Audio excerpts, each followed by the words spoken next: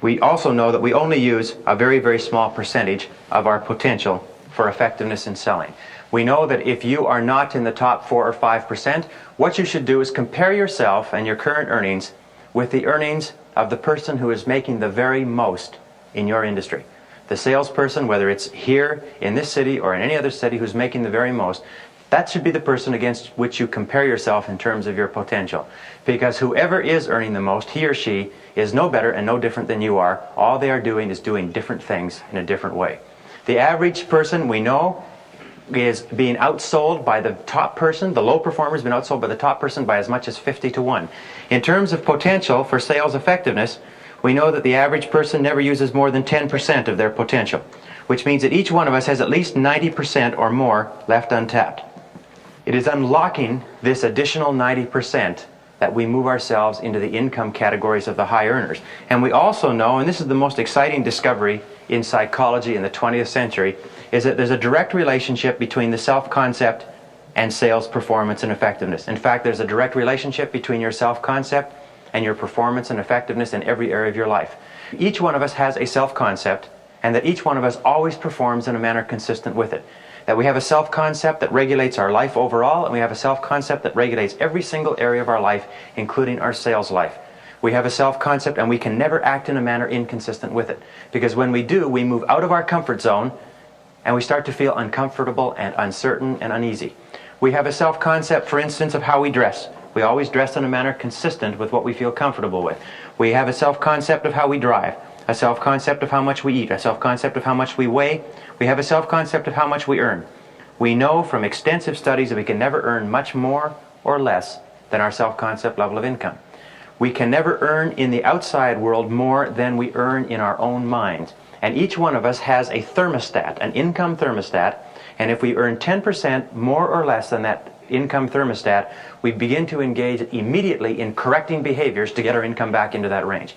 For instance, if we have a really good week, sometimes a really good 2 weeks at the beginning of the month, what will happen is that we will sell and we will earn far more in that month than we had expected to earn, and we will find it almost impossible to continue selling for the rest of that month. I've run into salespeople who have had a tremendous first week of the month, and after 3 or 4 days of top sales where they've earned twice as much as they expected to earn in the month, they've actually gone home and closed the door and put down the blinds and gone to bed.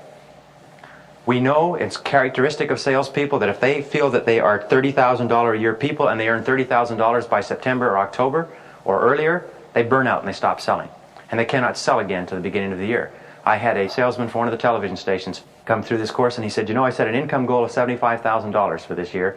He says, I hit it on October 4th. He said, I have not been able to sell anything since. I can hardly wait till January 1st so I can get back to work. We have a mental block inside us that stops us from earning more than we think we're worth. If we want to earn more in reality, we have to upgrade our self-concept. We have to see ourselves and think about ourselves and talk about ourselves and plan and set goals for ourselves that start us to think in terms of higher income categories. We must achieve it in our minds before we ever achieve it in our realities. And this is just simply a fact of life. Also, if we go 10% or more below our self-concept level of income, what happens is we engage in scrambling behavior. Suddenly we start working harder. We work longer hours. We get desperate. Sometimes we look at second income opportunities or part-time jobs to get our income back up into that comfort range, but once it's there, we hold it there and we keep it there comfortably. Our job is to move this self-concept level of income up so that as it moves up, we find ourselves engaging in the behaviors, taking the actions, setting the goals, and actually making the sales and earning the income that is consistent with our new self-concept. We also know that we have a self-concept for what kind of a son we are, what kind of a daughter, what kind of a parent, what kind of a lover, what kind of a husband, what kind of a wife, what kind of a bowler, what kind of a public speaker, what kind of a joke teller, and of course we have a self-concept for how well we sell. We always sell in a manner consistent with our self-concept. If you take selling and you break it down into, say, 6 categories: prospecting, approaching, presenting, closing, following up, getting referrals, and so on, we find that we have a self-concept that regulates every single area of those sales. Some of us are very uneasy about picking up the phone and calling somebody.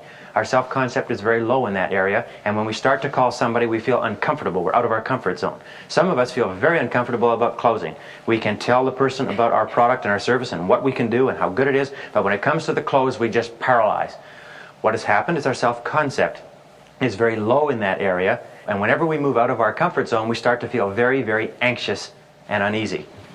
So what we have to do is we have to strengthen every single area of the self-concept. And the way that we do that is simply this. We become more competent and more skilled in that area. We never feel uneasy doing something that we're good at. We only feel uneasy doing something that we think that we're not particularly capable at. When we're trying to do something new for the first time, or something that we've had failure experiences in the past, we become very anxious because we think we're not good at it. And every single step that we take forward and get better doing what we're doing makes us feel more competent, raises our self-concept, and makes us more successful each time we subsequently try it. And we've all had experiences with that, haven't we? We all know when we start off selling, the first few calls that we make, our heart is in our throat, our heart's going boom, boom, boom, boom, boom, and our stomach is churning, and we go up to the door. It's almost as if an ogre was going to open the door, an ogre was going to attack us across the desk. Until we made a few calls, we find that we haven't been violently assaulted even once, and that it doesn't hurt, and there's no residual physical pain from the calls, and eventually we develop more confidence and we relax and we become more capable.